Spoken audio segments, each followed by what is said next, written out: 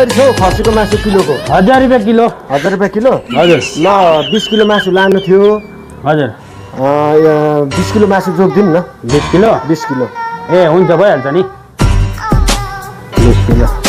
तपाईँको इसेवा चल्छ नि होइन? चल्छ। यत्रो मासु पसलमा चलिहाल्छ नि यार, इसेवा कस्तो चल्दैन हौ सन्तोष सर। ल ठिक छ। अब तिमी यसो गर ल। साँच्चै टमाटर र यहाँ प्याज पनि लानु थियो, कहाँनिर पाउँछ होला? हजुर प्याज टमाटर यहाँ यो पर्तिरको पसलमा पाउँछ। यहाँ पाउँछ? त्यहाँ पर्तिर। त्यसो भए अहिले म फोन पे एकैचोटि गरिदिन्छु। यो पनि मलाई 2000 पैसा दिनु त। कति हजार? 2000। 2000? ए भाइलाई प्याजहरू किन्न लाउनु पर्यो नि त। 1000 2000। ल 2000 लिएर प्याज र टमाटर लिएर आइहाल ल। ल अझै 20 केजी त पुगेन सन्तोष सर है। हजुर म अर्को खसी काट्छु। त्यसो भएदेखि अलिक फास्ट गरिदिनु है त। ए ल ल मलाई क्युआर दिन त म पैसा हालिदिन्छु।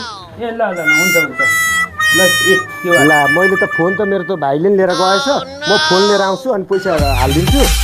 खसी चाहिँ फास्ट छिटो है छिटो।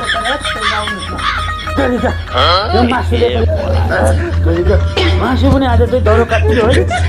मलाई आउँछु भनेको छ 20 किलो मासु भनेको छ, त्यही भएर पुगेन नि।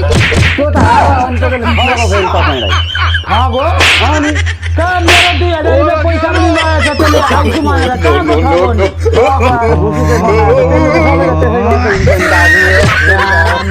पनि डुबाएको क्या।